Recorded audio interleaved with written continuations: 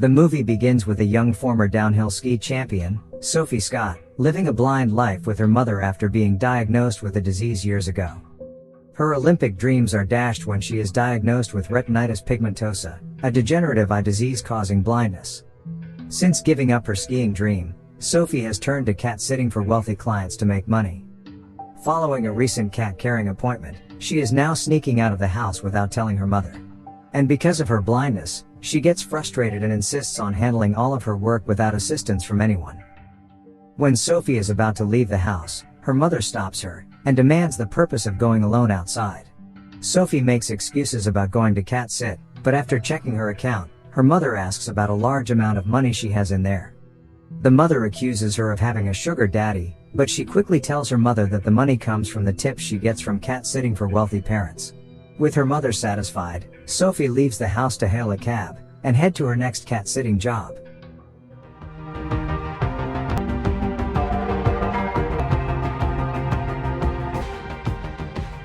After traveling for a few miles, Sophie reaches a beautiful mansion owned by a wealthy woman named Deborah. The house is situated far from the hustle and bustle of New York City, near a serene forest.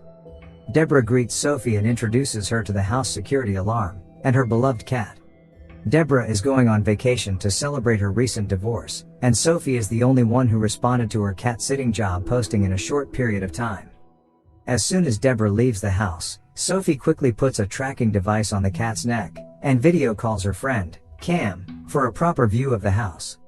As Sophie sees the house through Cam's eyes, she marvels at every detail that he reveals to her, from the intricate decorations to the breathtaking natural beauty that surrounds the property. After exploring the main floor, Sophie follows Cam to the basement, where she discovers 3 rooms. One of the rooms holds a delightful surprise for Sophie: a wine store stocked with bottles of old, rare wines from various brands. Sophie can't resist the temptation and chooses a bottle to steal, but Cam intervenes, refusing to allow her to continue with her thieving ways. Here it reveals to us that the money Sophie's mother inquired about didn't come from cat-sitting tips, but was earned by selling the expensive wine she stole from the houses of rich people where she cat-sat with Cam's help. Sophie settles into the guest room to check her messages. She hears her mother's repeated recommendations to use the See For Me app, which connects visually impaired people with sighted instructors. As she proceeds to step outside the house for a smoke, Deborah calls her, wanting her to activate the security system. Sophie manages to reach the system by touching the window and successfully activates it. Shortly after, by going outside the house to smoke,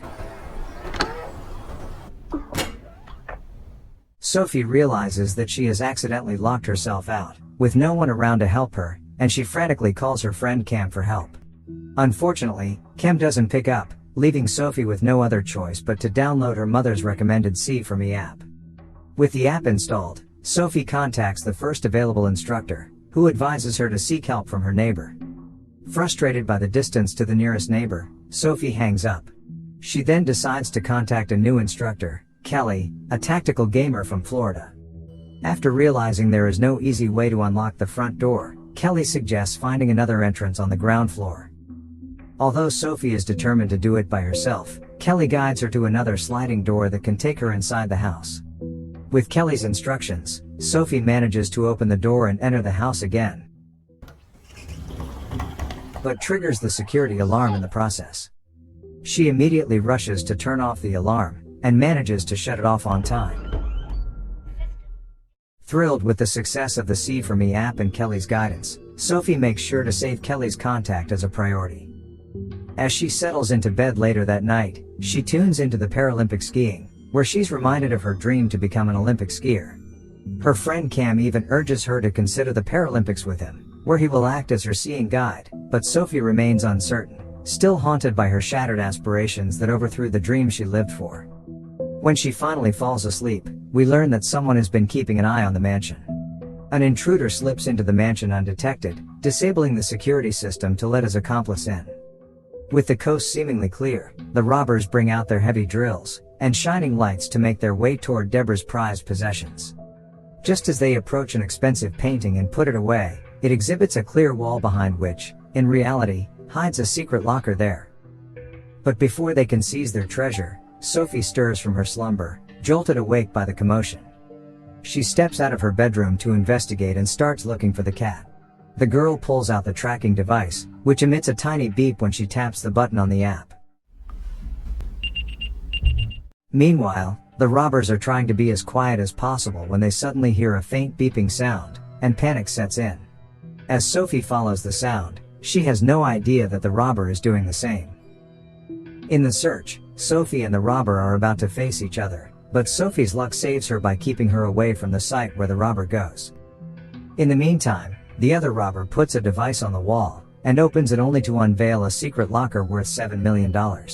The sound of the door opening draws Sophie's attention, making her uneasy. After surveying the house, the first robber, named Ernie, rushes to the second robber, Dave, telling him that he suspects the presence of someone in the house. Sophie overhears them, and Ernie instructs Dave to keep drilling the locker, while he searches for the person who might still be inside the mansion. In hurry and horror, Sophie turns around only to break a vase.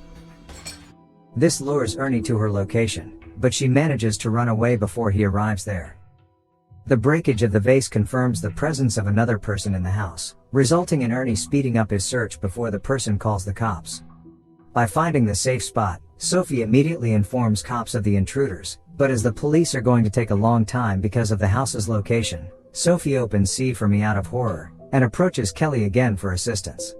Kelly immediately instructs Sophie to remain where she is, while at the same time, Ernie sees Sophie's belongings in the guest room.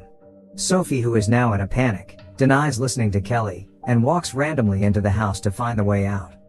Kelly gets tired of telling Sophie to stay down, so she tells her where the robber is right now and helps her escape. But anxiety makes Sophie go for the front door and run away. Stay down? You can make it. No, you can't go back that way. No, the other guy's there. I'm gonna go for it. Shit. Just when she is about to go near the door, Ernie informs Dave of the presence of another person in the house, and then proceeds to call his boss. After the boss instructs them to continue their job, Dave goes to drill while Ernie decides to swipe the house to find Sophie. As both intruders get distracted by their work, Sophie finds an opportunity and goes for the front door. No, Sophie! Who's Sophie? But to her bad luck, she encounters the third robber, Otis, who is outside the house all the time. He hangs up the call with Kelly, and takes Sophie to the other robbers. When they go through her phone, Ernie finds out that she has already called the cops on them. The intruders then ask their boss for instructions on how to deal with Sophie, but when Sophie says she is a blind girl, the boss dismisses her as a non-issue and tells them to spare her life. As the robbers are running out of time to drill the locker before the police arrive, Sophie comes up with a plan and offers the robbers an idea to get rid of the cops.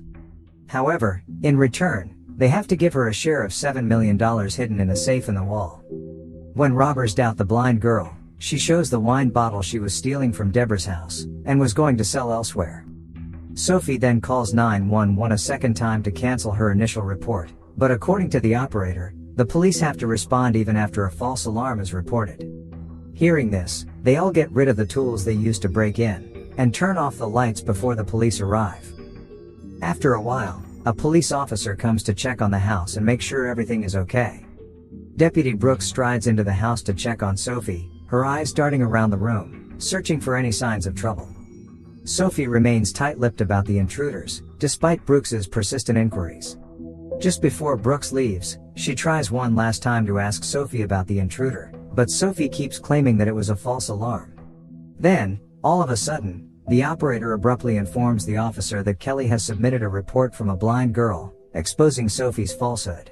Sophie's heart races as Deputy Brooke immediately calls for backup, determined to apprehend the robbers, right when Ernie shows up. Her plans quickly turn sour as Otis, one of the intruders, lunges at her, and a fight breaks out between the two of them. Otis tightens the rope around her neck, until the police officer's body goes limp. In a desperate attempt to escape, Sophie manages to grab Brooks's gun, and hides in the house to contact Kelly for help once again. With Kelly's guidance, Sophie bravely steps outside the house, as Otis follows her from behind. Kelly then orders Sophie to return to the house since it is getting cold outside. Inside the greenhouse, Ernie, with a knife in his hand, finally finds Sophie hiding there. Kelly assists Sophie in positioning herself to shoot Ernie in the right place, before she manages to shoot him dead. Meanwhile, Dave is busy drilling the safe box. Sophie then leaves the area, and a short while later, Otis discovers Ernie's dead body. Just as Otis walks into the basement, Sophie shows up and fires a bullet through his gut. However, the man still manages to get up and step closer to her, while the internet connection deteriorates, making it difficult for Sophie to aim properly. And then finally,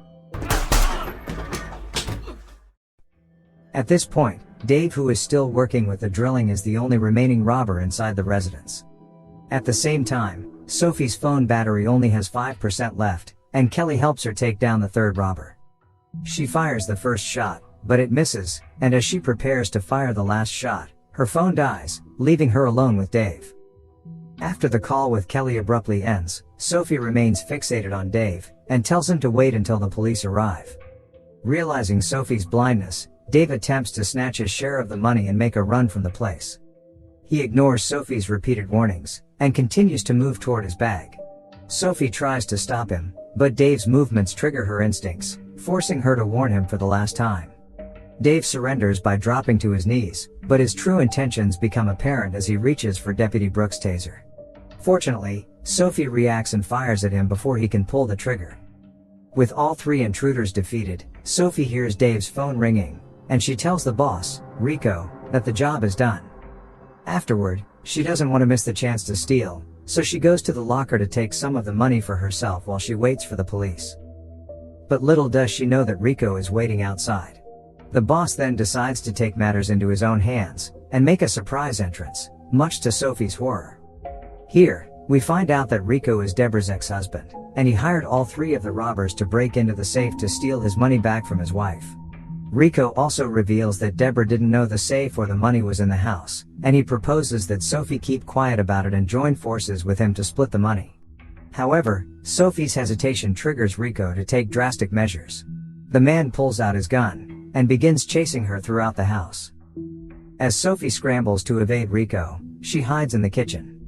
In a last-ditch effort to get his attention away from her, she hurls a glass in a different direction. Rico falls for the trick, and Sophie bolts out of the kitchen. But the man's aim is good. He fires a shot at her, hitting her leg in the process. Despite the wound, Sophie manages to flee to the greenhouse, where she discovers Ernie's lifeless body. In a clever move, she steals his cell phone and uses his fingerprints to unlock it.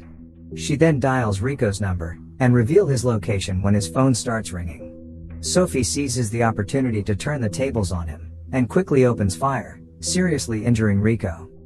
Despite the gunshot wounds, Rico refuses to give up and launches a vicious attack on her. Sophie's heart races with fear, and in a desperate attempt to defend herself, she grabs hold of a wine bottle and swings it with all her might, striking Rico's already injured head. The girl unleashes a barrage of blows upon Rico's face, until he lies lifeless before her. After eliminating all the intruders, Sophie collapses to the ground, waiting for the police to arrive. Following hospital treatment, she receives therapy from her loving mother. Here Sophie reveals to her mother her ambition to join the Paralympics, and return to skiing. Her mother is overjoyed and wonders how to afford the training fees, and Sophie clutches her backpack and smiles, implying that she took some of the money with her from the house. As the days pass, Sophie calls Kelly again to tell her that she started skiing again, this time with the help of her friend Cam, who serves as her guide down the slopes. The movie ends with Kelly virtually motivating Sophie in her new journey of life, while she takes a deep breath and gets ready to ski down the mountain hill to reclaim her skiing champion status once more.